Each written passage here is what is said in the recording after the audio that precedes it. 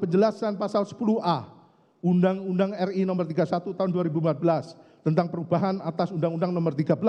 tahun 2006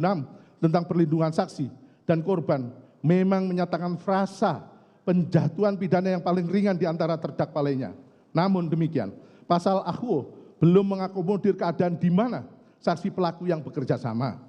juga sebagai pelaku material terdakwa Richard Eliezer Budiang Lumiu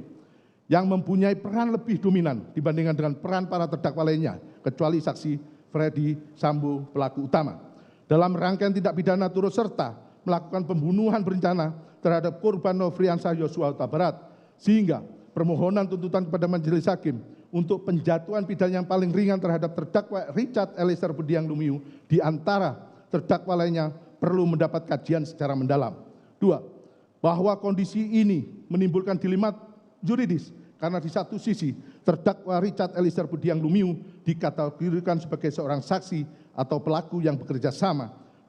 yang dengan keberanian dan kejujurannya telah berkontribusi membongkar kejahatan yang direncanakan untuk membunuh korban Nofriansah Yosua Huta Barat dan juga membongkar skenario pengkelabuan yang dibuat oleh pelaku utama yaitu saksi Ferdi Sambo. Namun di sisi lain peran dari terdakwa Richard Eliezer Budiang Lumiu sebagai eksekutor dari penembakan terhadap korban Nofriansah Yosua Huta Barat perlu juga dipertimbangkan secara jernih dan objektif. 3, bahwa dalam tuntutannya terhadap terdakwa Richard Eliezer Budiang Lumiu, tim penuntut umum telah bersandar pada asas dominus litis.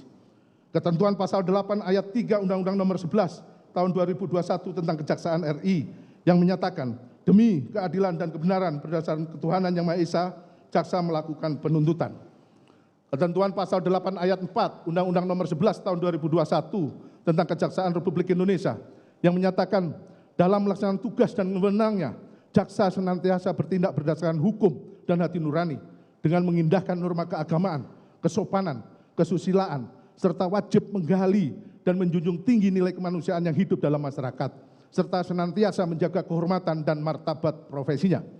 Serta teori tujuan pemidanaan yang menyatakan pidana dijatuhkan bukan aqua pecatum es karena orang yang membuat kejahatan, melainkan nepesitur supaya orang jangan melakukan kejahatan.